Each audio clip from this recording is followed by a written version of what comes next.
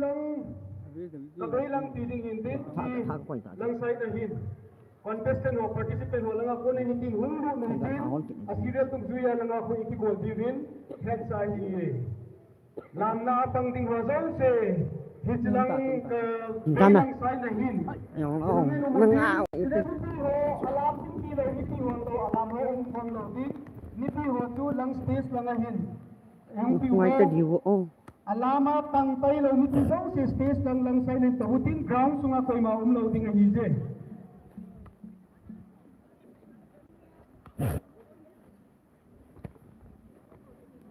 itaw na tayo Veng langahin langamalangin humulang sa pangotso tira sa noro tawlo dito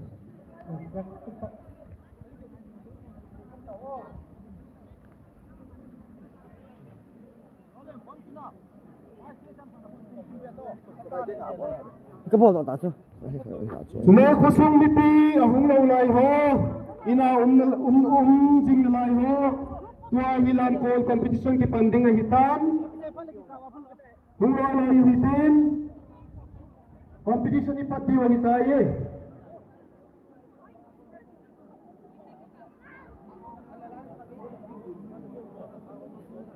What about two?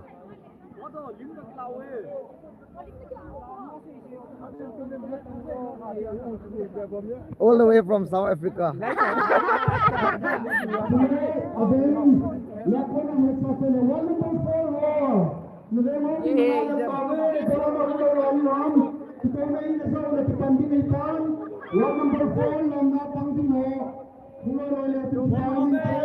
Final Veng.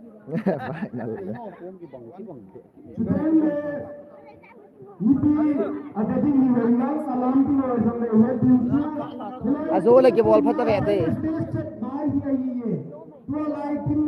1 number 3. One number 7.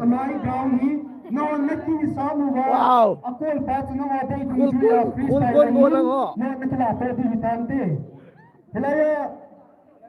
Secretary, youth club secretary dinna line center line di.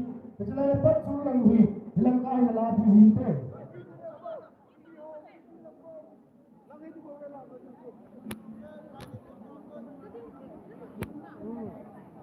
Sule agen jena lam di ho kona head sa se hile anu si kinading tali tungo mo. Nauru nuwa pada ka happy di wala ile na ke tin sai ke mo ka happy di ke ni record na hule.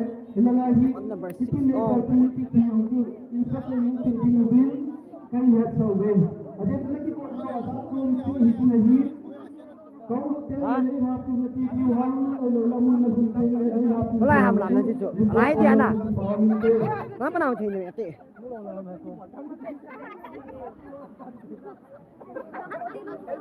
Guntan,ไม่เอา Guntan.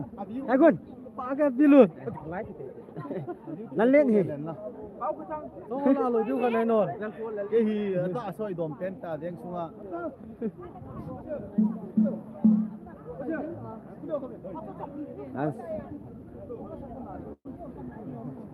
Lam ni pa sunga.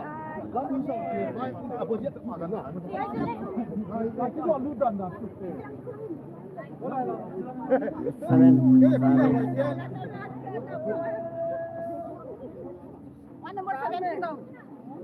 Gue palakan sih itu.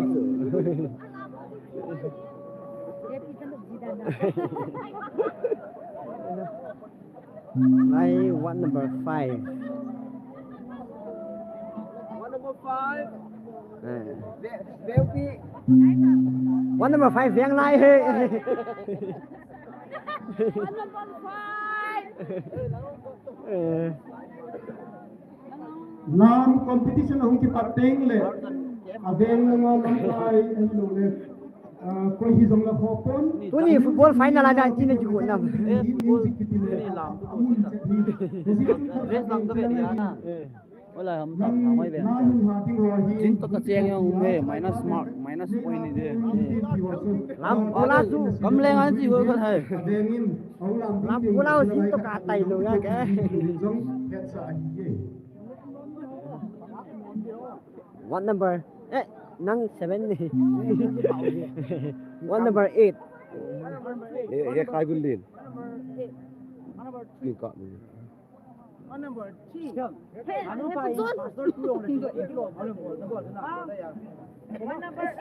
thằng lấy cái lạ tạ soi phải khả sự xả kiện đấy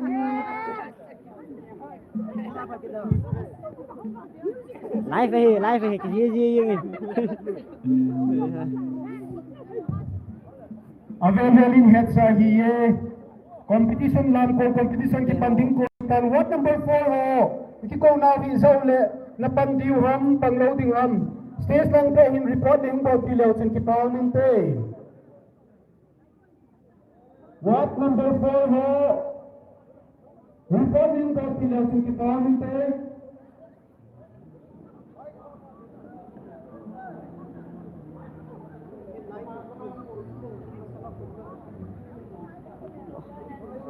nó thập lại ạ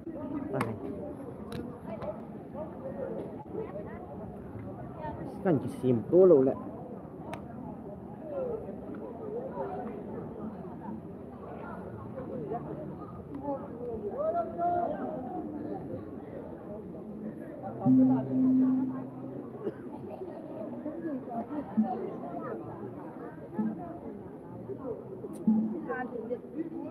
live half ê Falsi 6 hoa hết tí cho này gì mà vô cả lá lôi rồi là falsi cái thâu đi hết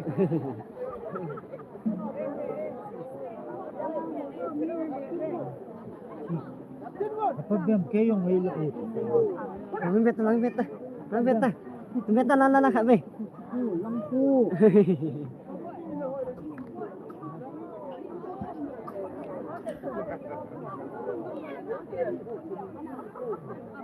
Ini football final dah kita cukup 6. Gua saya kita tahu. Jangan kelop dua tahu. Golnop kelok oh man ama ho chu second last hi we ai chu ma hai hai Bible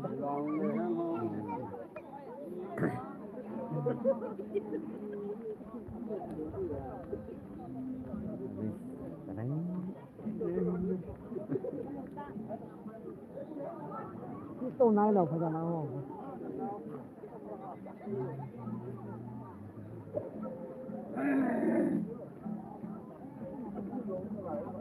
Tám cô có việc hốt cả một quá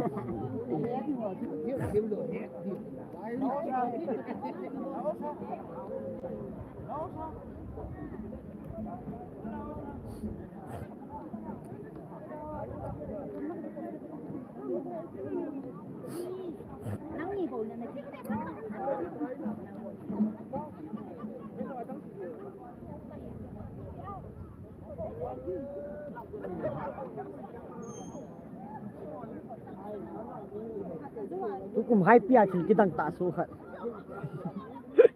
mà voi làm thế này ground khu đề vai đung đề quanh là bên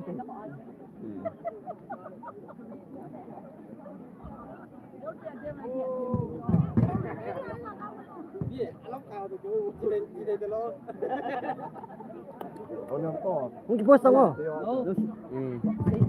Itu mau.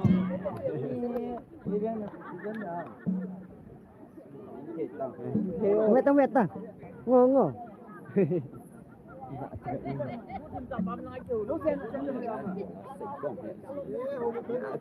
Cái bộ đó mà phải.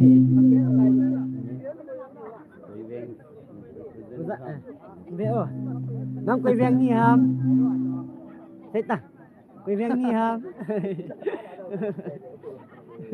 Gì độ là trên gần nói quậy.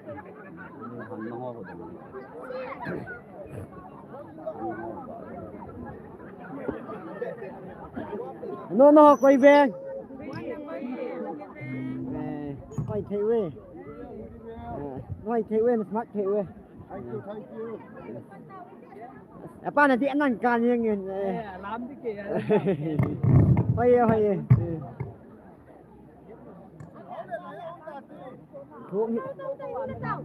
Nó là quay veng. Mix 7, 9, 10. Nó làm không đủ khả này. Lang kami kat to bay. Kita ka lam di. Ê, hỏi tao làm mua nó hỏi thử.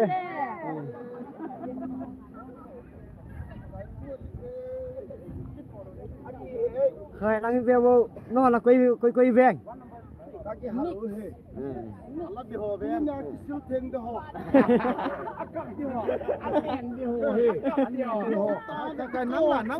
Football final về khom đi hồi.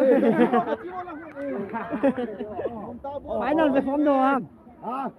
Cái cuối là hai anh ai su đi lại. Hai là lại.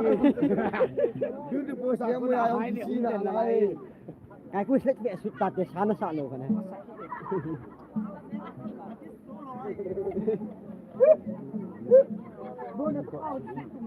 Đua đáy Paris.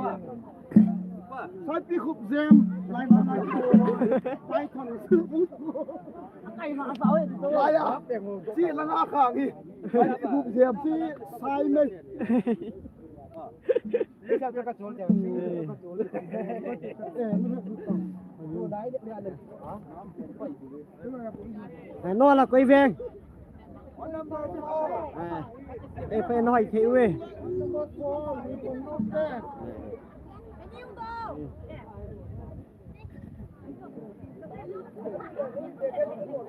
Nó cảm ai luôn xuống nó. Nó là quay veng. Ê, phải nói thiếu ấy.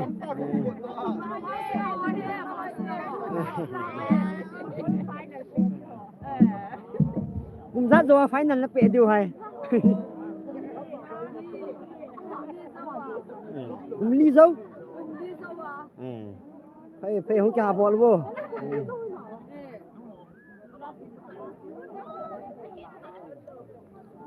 Lên. Xem pi nó xây nó mà tụt tung vậy tung à. Cái tép dùng cái gì đã làm lăng rõ hình về vụ. Nó là quay veng. Tôi cũng xem cái đằng tắm tạ số thế thì tôi. Mong có nhau làm cái đàn này. Pite zose alam ding hi hen lang avadinga hung ki khom ko sung ni pite ho zose hi zong le achai na ding in alam ding hon zong puten na kinga yutin lipi hon zong puten na nga izu hitin Cái chú có gì là lại win. tua hung ki sai ding hi achai na ding pe na taye lam ma sangin alam ding ho zose chung lang nga hin chi hitin alam lo ting Nó là quay veng. lang alam ding ho na ko na nga un lo din lung se tay lang mo lang tay Quân lấy vẹn không điều hiện. Quân lấy vẹn không điều hiện tan tuần phải tao làm rồi. Alam nang din hoto alam din ki hal pol po hite ti chuka dei sa oije chuteng le serial number kila hitan a serial number tung zuin aban bana wi ti trading in gom hitin chune what number Ngồm hẹn dinh à.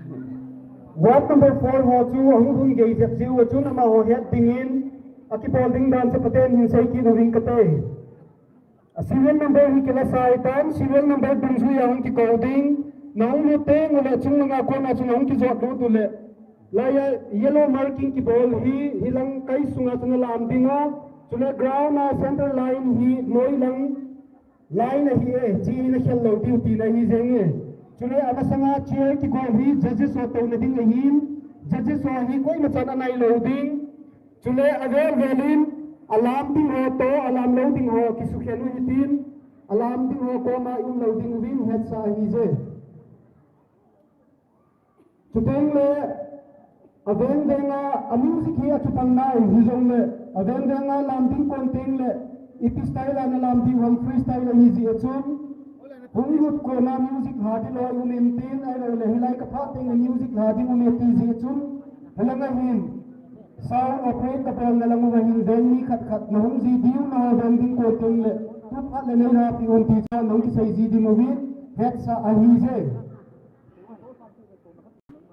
Pampa hitin ground sunga alam ding tailo adang se se yung do ta hite ครับไปไล่เชี่ยวกันโน่นไล่เตะบอลถึงต้มมันโน่ครับไปเตะบอลคู่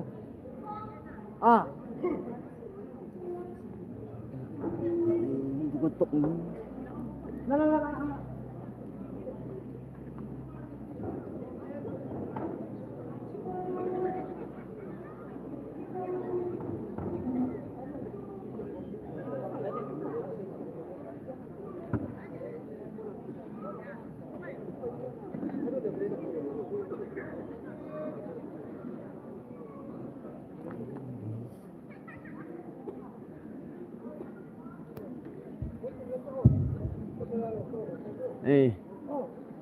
Lebih baik pati timer.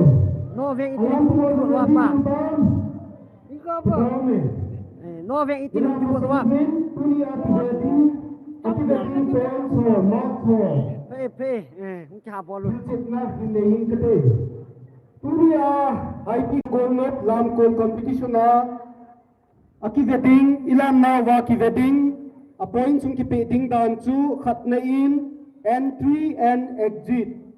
Hichi hi nahung lu danu le napo danu ki wedding a hi ti hi participant ho contestant ho te ni pi ho ni na he diwin phante judges ho na vet diu chu entry and exit ahung lu danu apo danu a discipline danu ai lo wa hi le ama hostile chu judges ho na ma lung hai na entry and exit khatnan ki ventin ani na in choreography ti le alam style mandanu hi a judges ho lungdeya ama hon a style mandanu wa hi point a pe di wa hi tichoni na hin athum na hin step and coordination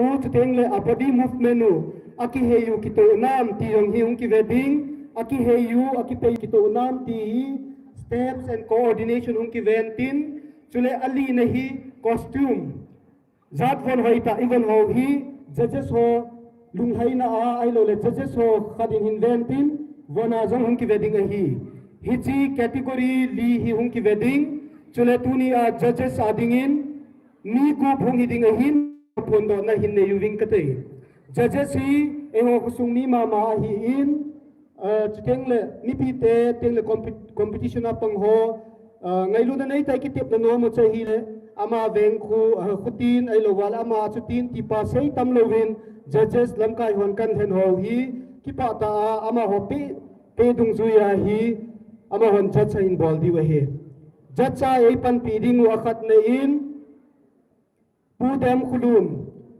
khulun in judge khat na ai pan pi uventin ani na in pi wa neo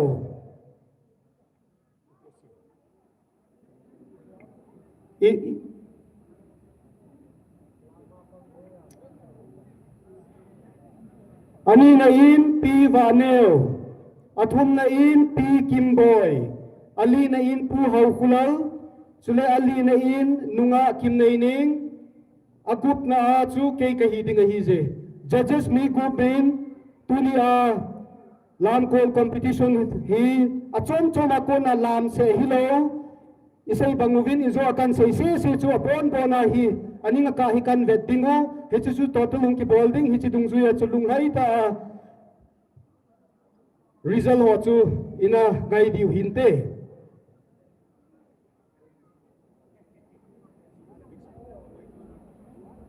judges ho to na ding mun ho hi hung kilo tele hen ki paw min te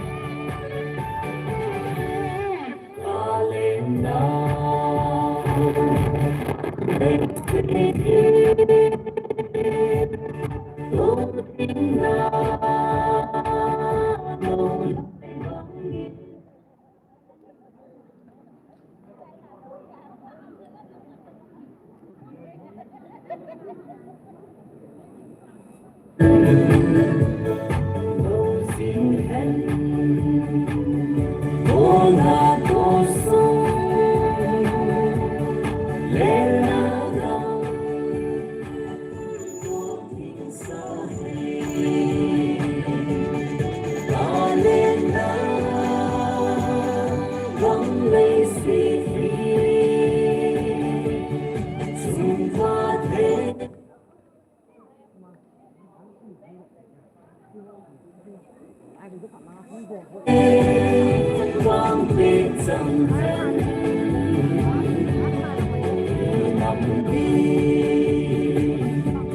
di ho chung la South Vietnam Sengo. Hello.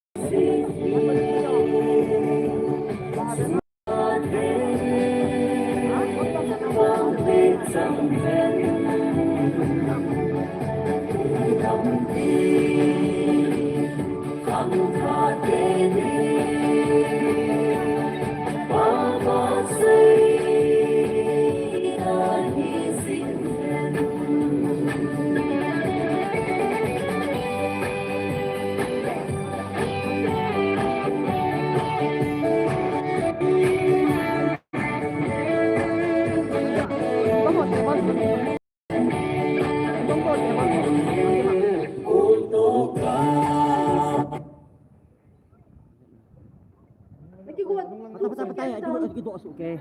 Kita box apa nabo kerja na. Box hit kak semua kerja.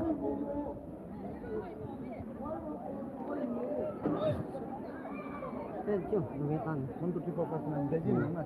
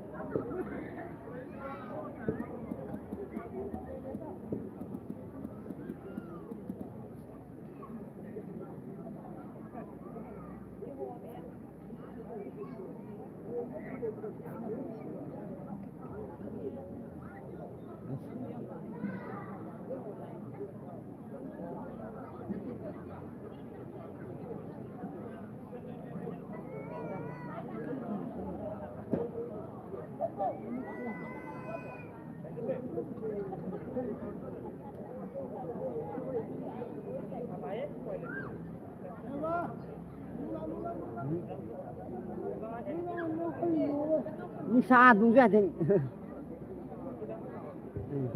Hello? Nakigo to po jam sa bono ward say. Ward number 1. Kuya nung ward number 1. Oh, 2, 3, 4, 5, 6, 7, 8. Tunya ani thumsan na Golnop iman tikinonin.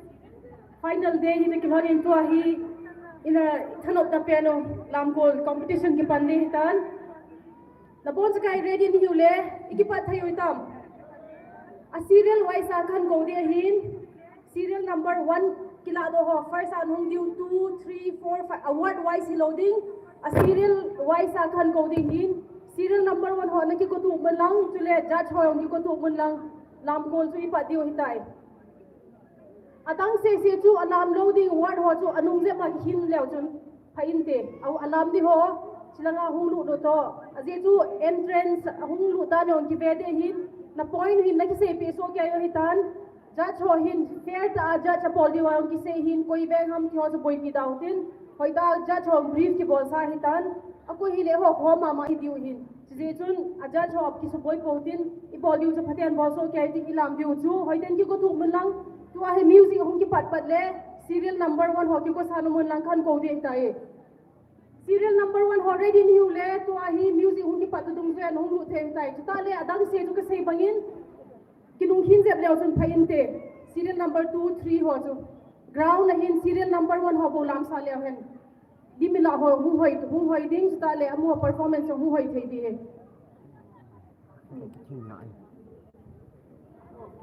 ward number 1 ho hung lu di win kan ko tau de serial number 1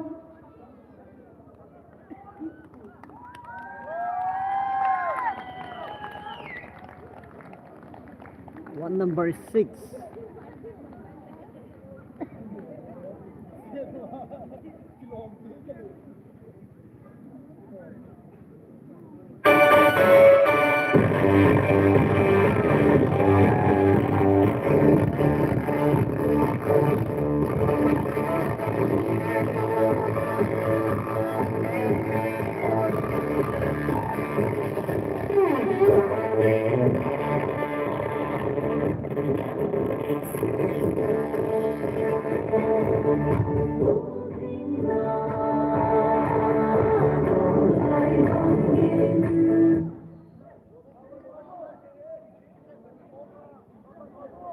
Sound cái su lâu hay không cái thả bật điều đàn này.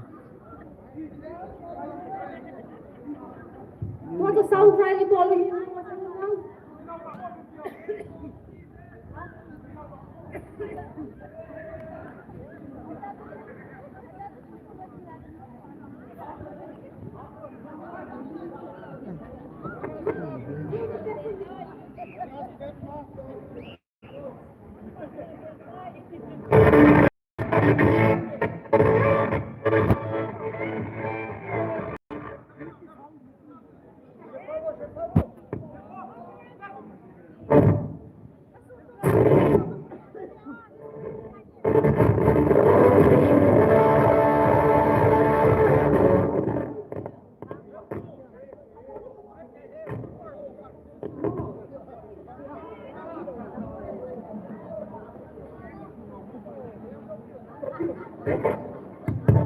Sorry, the music system only can had the local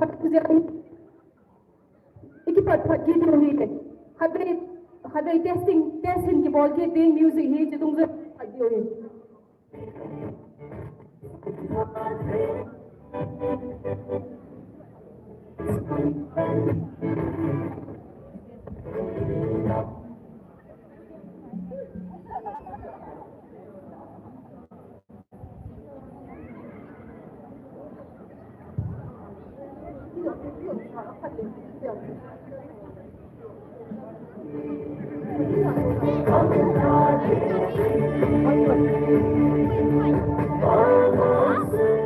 Kasi nom le one number 6 manager ho ka polo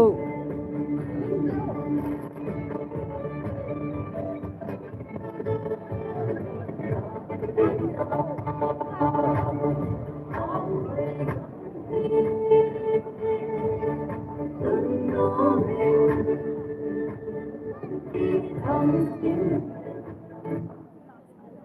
kênh Ghiền Mì Gõ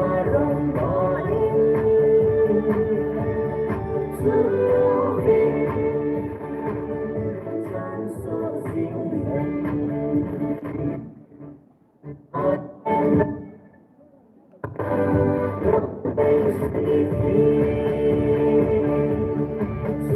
bỏ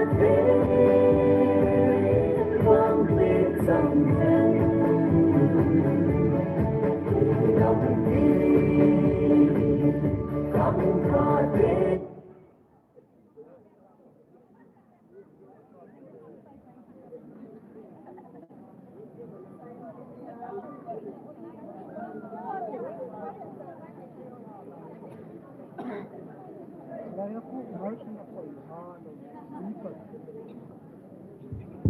Hello, hello.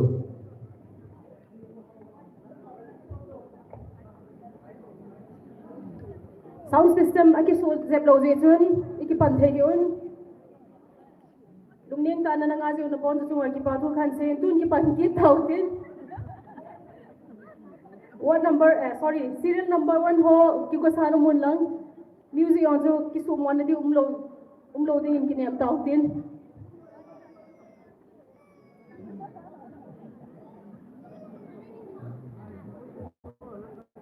Kitet họ nang ahat mai u.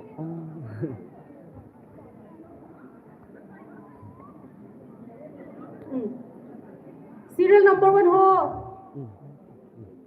Lagi go dole, na hum bi win kan tem taw ve.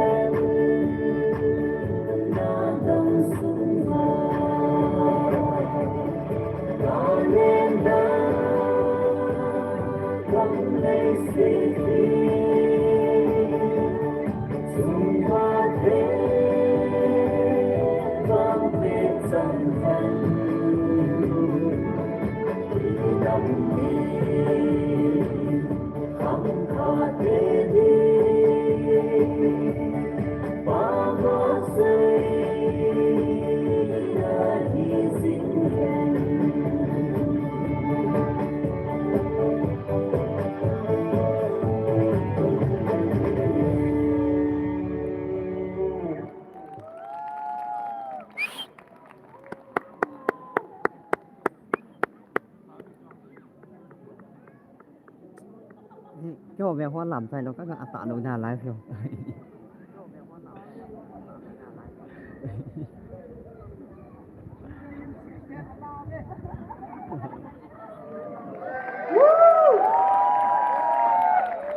Video mo bam? Nomin, serial number 1 ho kipa. Nomin tun, abanin serial number 2 ho, kung taute.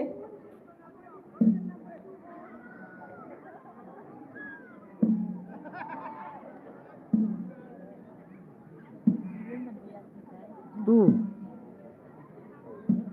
He what number 5?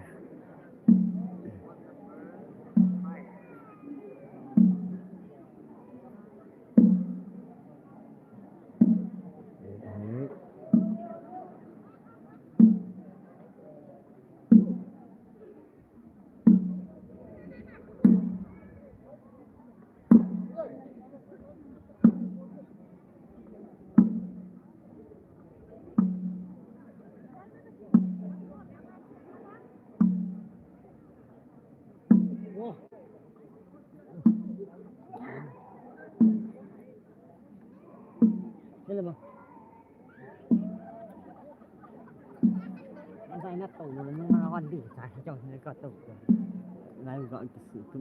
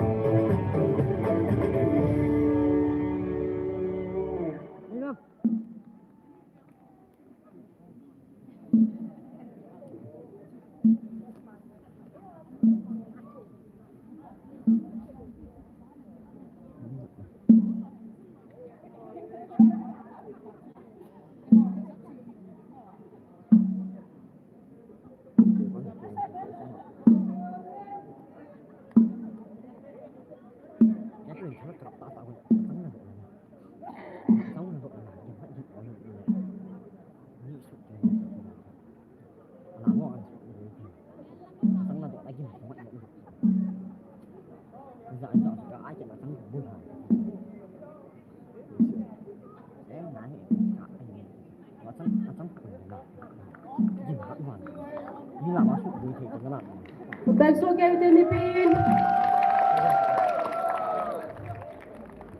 Serial number 2 hong team Hezingun. Apanin ikikot serial number 3. Sule alam sai ho I nabo no na nikikhel lo di winong team na kan neve. Alam zo se bon alam sai ho bon na nikikhel lo di winong kan team we.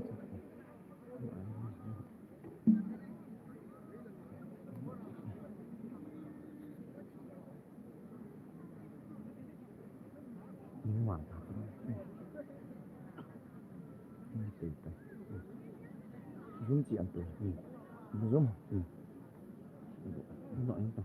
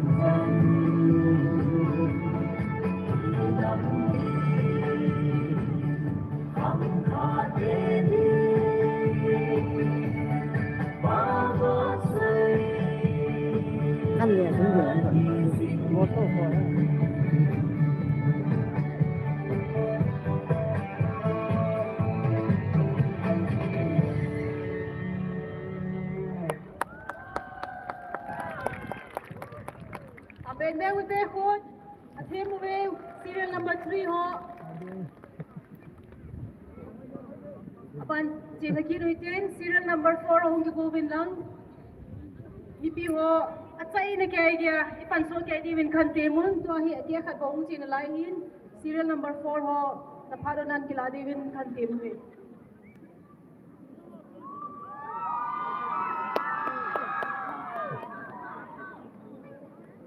Punkte geldi.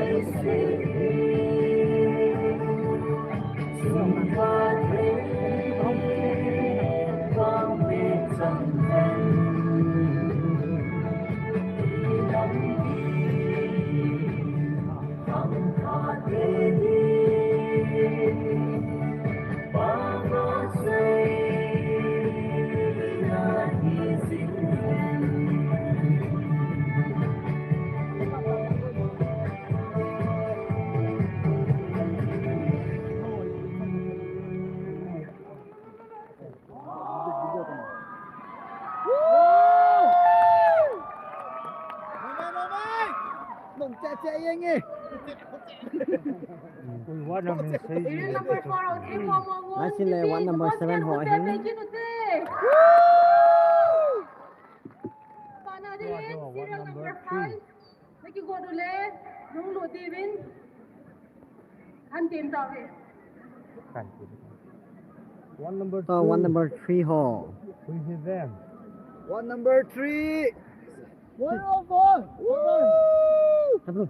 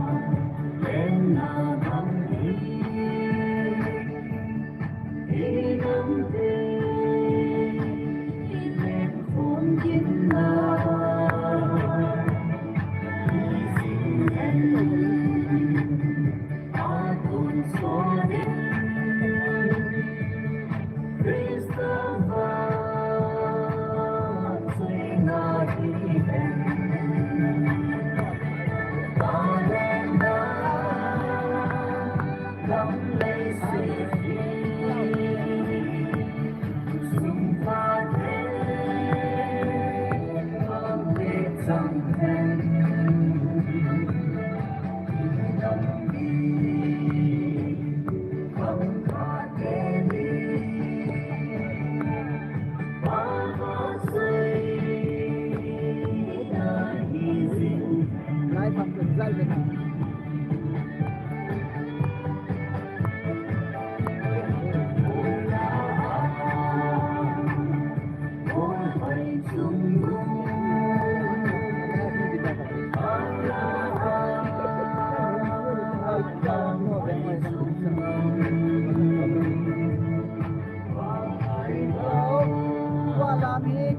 One number 2, here Ben Hall.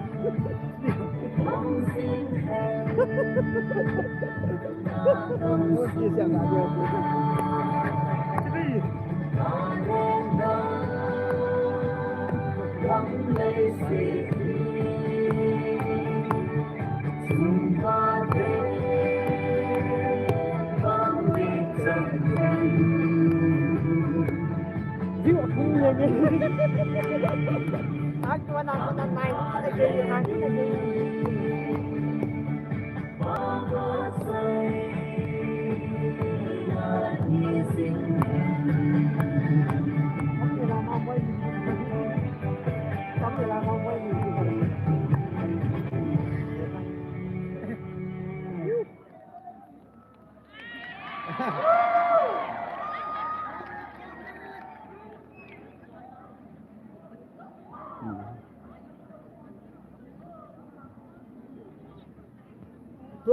Team V.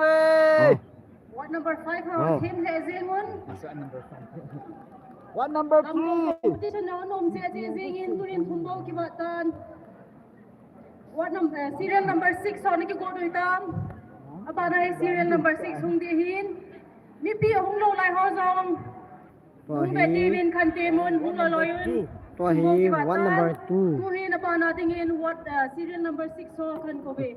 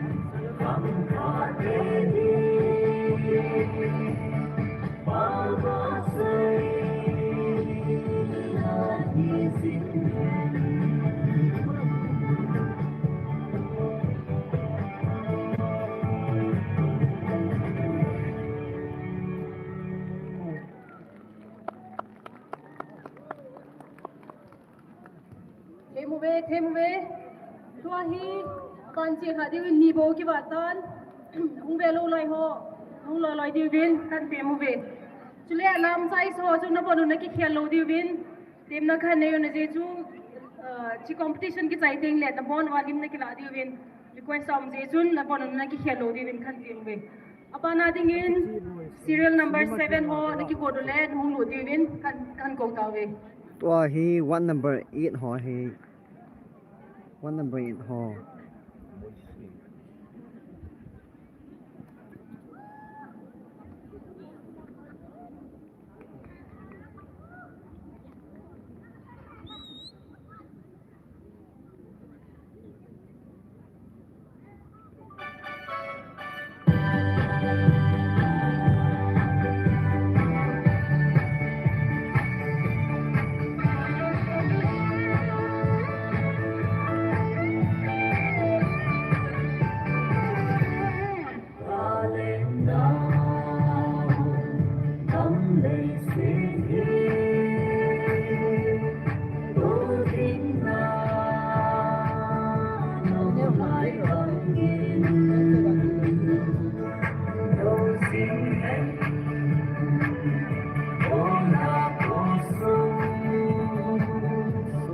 na cái chỗ cái lan này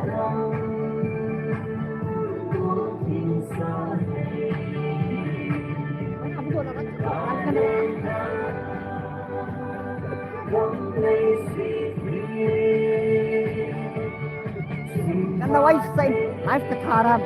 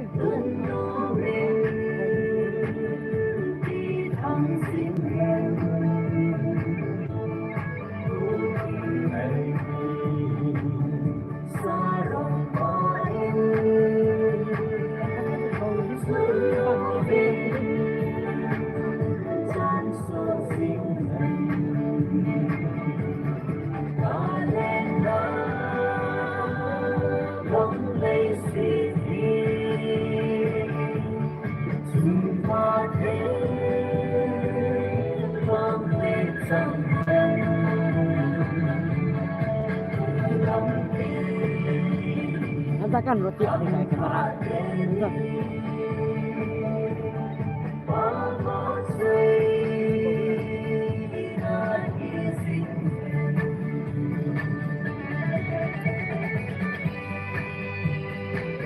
Do cặp kia được quen sai hề.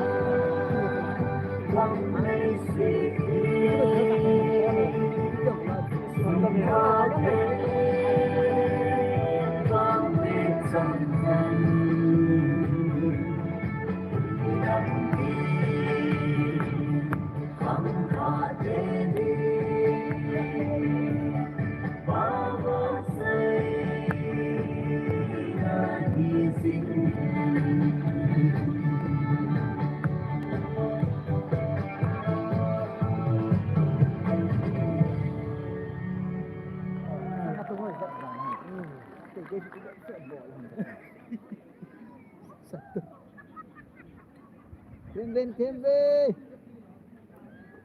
Ay maya later. Iti ko bang so kaya iti. Sila number 7 holding. Hello, last. Dunia adinga. At sa inapen. Sa pawan last but not the least akitin. Serial number 8. At sa inapen ang humdiuhin. Oh, he what number 1? Ang lam say le. Lam competition na zao si tu. Napon sa kaya wa sila ngayon hung kaiso kaya di bin kan timi. Amuan lam say le lam competition na pangzo si tu sila nga hung zao so kaya hung din so kaya di bin kan timun. Tuahin at say na dingin serial number 8 ko tawte. Woo! Nasa.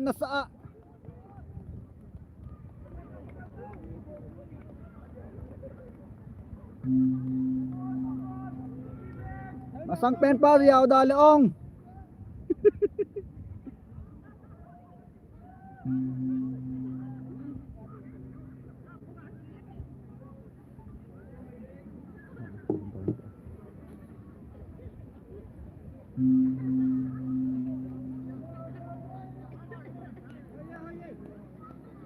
Tumba good.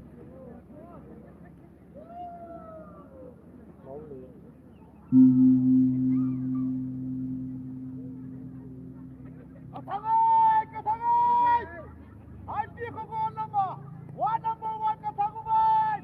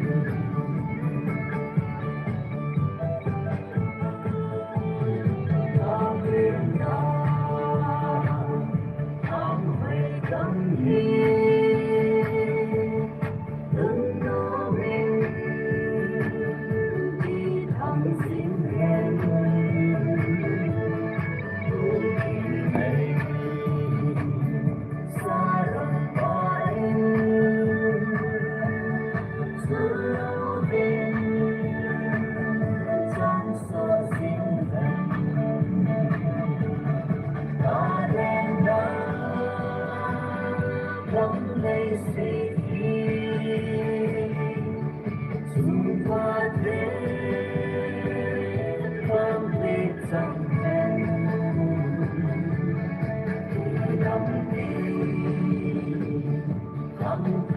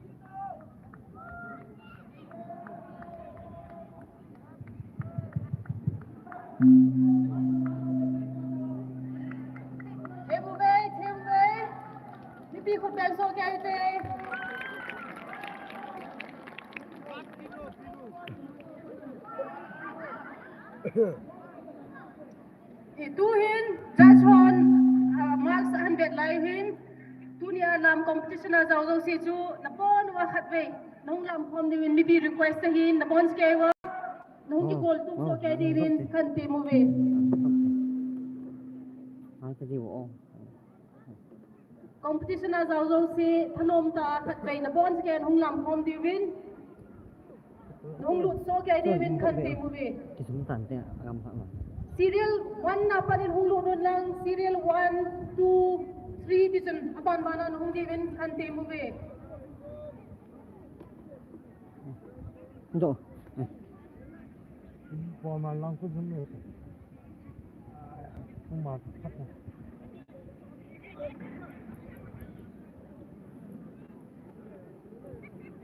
ni pi ho na lam no mu wang alam no mu wang alam no mu wang mi pi ho Để thi là ngà họ nôm về.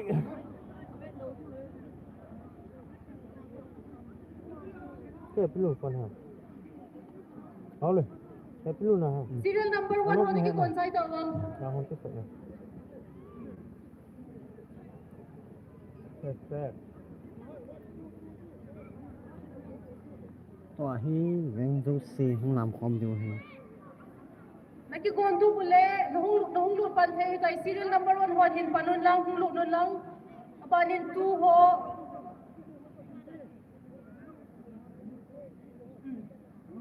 circle the bottom of big circle alin se min hung ki golun lang 2 3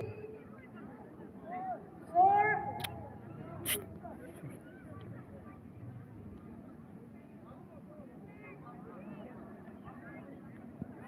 5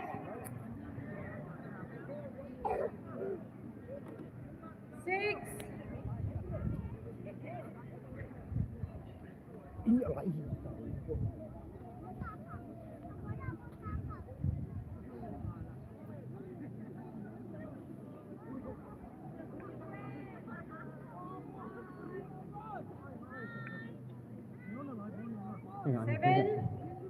xin biệt đi cần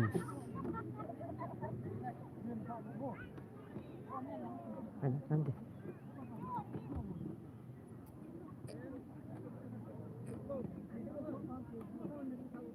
chứ mà động lên thế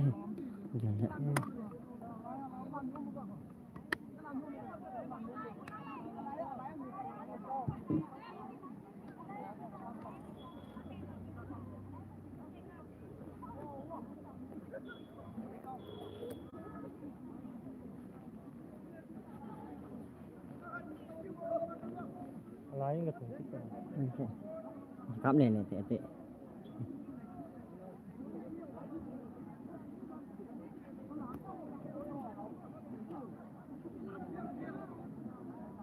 Lipi ho chu na kinung hin thei je bole asar ko lo chu hoi thei je kinung hin je bro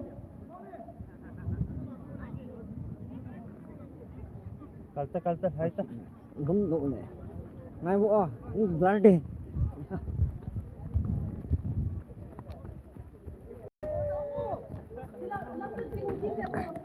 number 1 to 2 ho hoi thei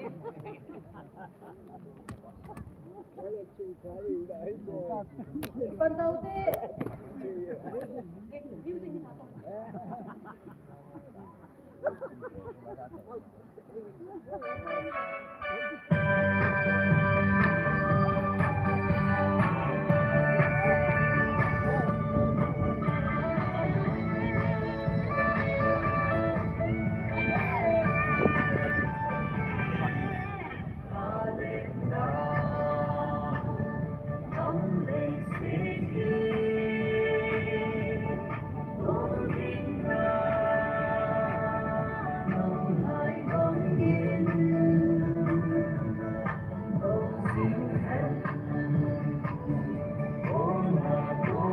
Oleh, mana tu?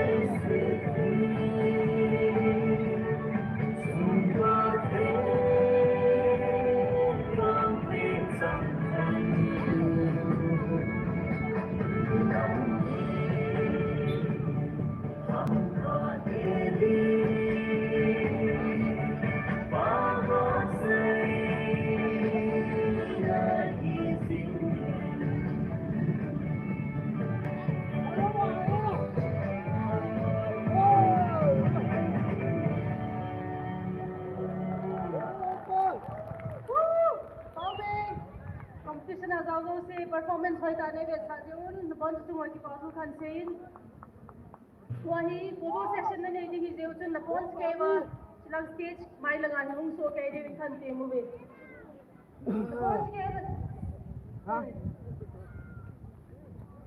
Siya tapi foto. Haipi. Kana hi final volleyball unde Đi kinh nghiệm đâu cho phải. volleyball one number 6 dog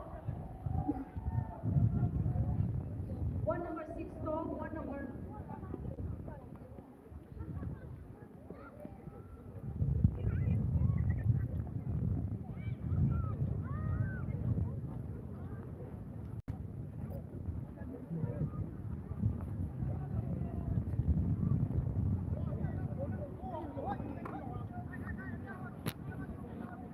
volleyball final match hi one number 6 dog one number 8 hi de hi lam kola zau lo se chu Drone ng sponsor na kung kila ikap do yan. dunia sizo di pa kila sai sai le women's volleyball final match Hey, one kini number dia. 6 to one number 8 ni head di ni Nasa hindi kila lang kituhan. Ipo sa di malum di win na bon ke Ada. sam team One X sabu to. Bumi suaga lang. Cháu hình đồ thầm. Asim. Alo na takal siya siya.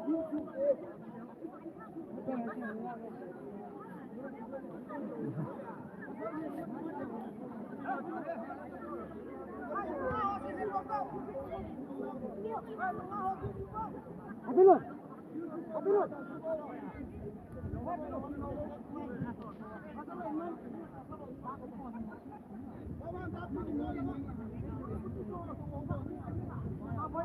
Hello, women's final match volleyball adinga ward number 6 ho loi ho gan nanga lel tawin sile ward number 8 ho dom mum nawa silang kichep namun na huna zo divin khan te move ward number 6 a zaudi ho to ward number 8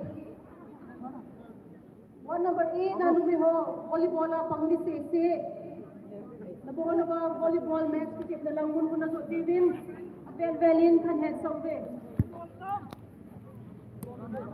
Dole dole.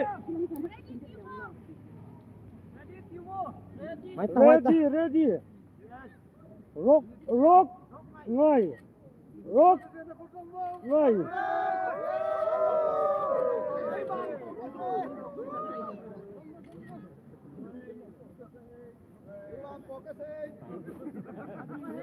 Ayo. Ayo.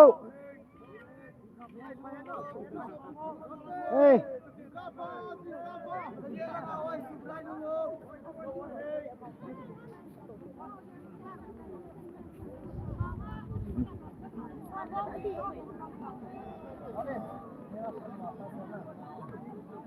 Kalau tu lah.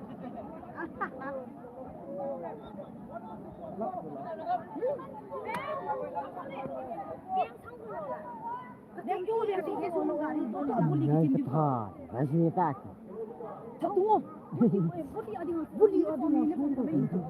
Heh?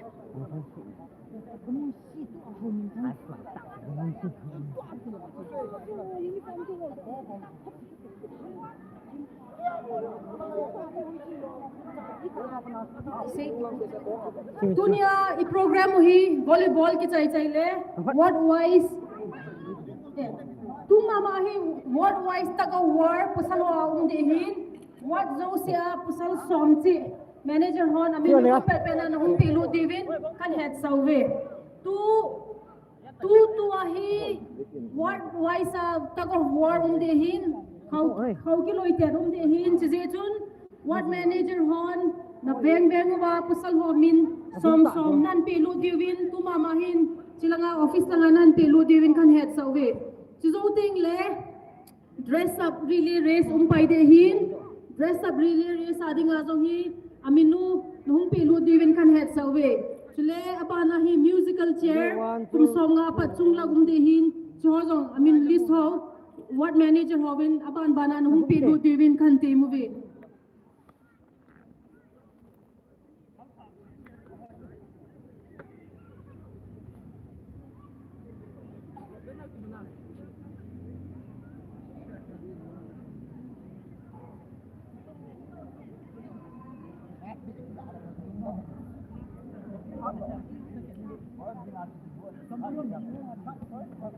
Video ka ga na. Thả ta rồi. Còn tí nữa phải tuần không ăn ta chú. Ôi, nó tay một. Ta thôi nó vào là ăn à. Ôi dễ liệt thôi. Nó thao nó to to ngon. Ai lô lịch thật. Apa lu ni cepang sih dia bol ni. Ai juga bol tu ha. Bao nhiêu mà thi thì ta. Itu ai kat tu Golnop. Apa yang nampak ni? Ai kat tu. Lampu lain. Kali ni kamu aku tu. Ni. Nggak jelas ya. Bây giờ con. Ai kan lo pai diu te in pi veng te hen. Price tila ni pi guru ha. Hello guys. The streamer pouch boring wala ken kan choi so. Tu ni ma ho hi veng pi ho ki su theng se na football final ave deal.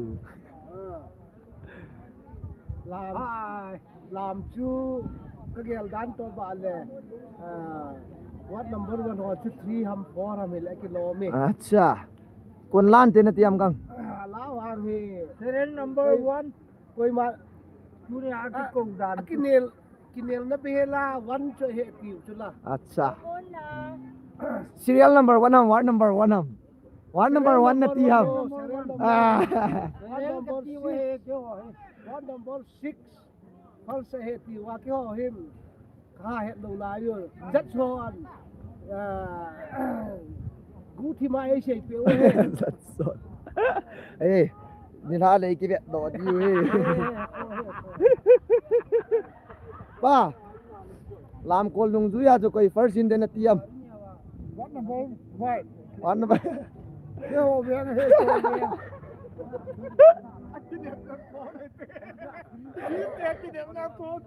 Itia. Ase. Okay, okay. Hello. Women. Aki say yung sige jo. Allah veng nga na yung ong. Attending ward number 6 versus ward number 8. Court sungguh pelaw henti parliamente. Women volleyball final match. Attending ward number 6 versus ward number 8. Court sungguh anom pelaw henti parliamente. Tuahi ipat paidiw hita. To ahi women's volleyball final hung chi na pai ding. Koi chu do kan nei dam.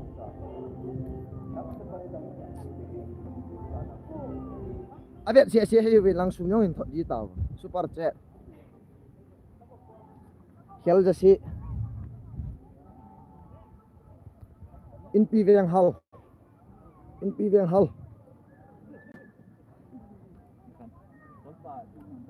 Aden ngayu hitin volleyball final match sa hunsi dito silonin at si Kopingin Tako Bra Halkuloite Awat Pasal Somsin Saya no, dia no first thing tadi. Salahin Wat Manager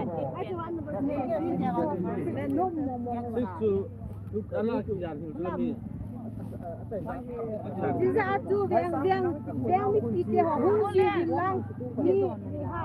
Ahoy lu lại ta.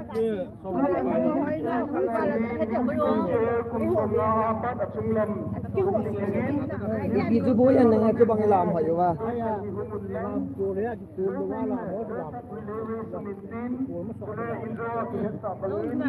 Wat Manager Ho Lamkai Hon Halkuloite Tako đón lên để Pu. Lam ko le kon lan den tiam. làm cô nó Hey. Cái pen nôm số cái ya pen le. Adi pen ni la jing han na. Koi veng ham chu nang dia la. Sei do no me ya.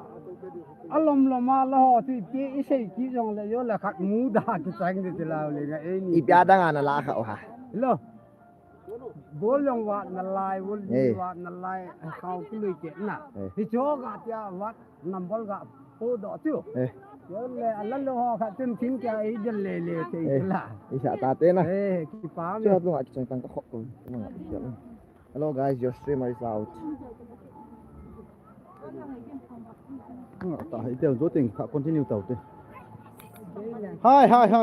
tunia lam thiam pe no chu ke ho veng kai ta ven ya kia ni and do thing le to a program ma cham hin anu mi ho volleyball final le hung ki live ding hen after 10 or 20 minutes le nu mi ho volleyball final to pattern tug of war to ting le tunia item so aban bana tha hung ki live ding he ananga hat pot ovin next stream mai kan stream de kan stream de ananga ovin engela oh out tàu tên là